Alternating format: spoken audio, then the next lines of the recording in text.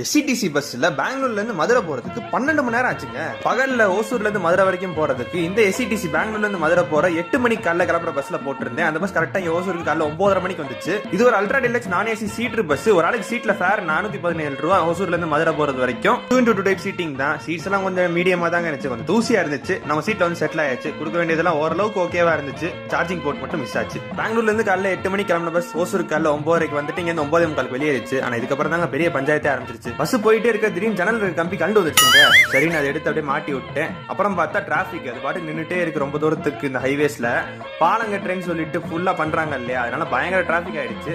கிருஷ்ணகிரிக்கு 3 மணி நேரம் கழிச்சு 12 மணிக்கு மேல போய் சேர்ந்தோம். அங்க இருந்து அப்படியே தொப்பூர் காட்ஸ் எல்லாம் பார்த்து இறங்கிட்டு சேலம் போகும்போது மதியானம் 3 மணி ஆயிடுச்சு. அங்க இருந்து மதுரை ஒரு 5 மணி நேரம், கரூர் திண்டுக்கல்லாம் பைபாஸ் பண்ணிட்டு சமயனூர்ல ஒரு 7 மணிக்கு இறங்கினாங்க. ஆரப்பாளையத்துக்கு நைட் ஒரு 7:30 மணிக்கு ரீச் ஆயிட்டோம். காலைல 8 மணிக்கு கிளம்பி நைட் 8 மணிக்கு மட்டும் ரீச் ஆயிட்டோம். ஹைவேஸ்ல பாலம் போடுறத பத்தி என்ன நினைக்கிறீங்க கமெண்ட்ல சொல்லுங்க. நம்ம சேனல் சப்ஸ்கிரைப் பண்ணிக்கோங்க.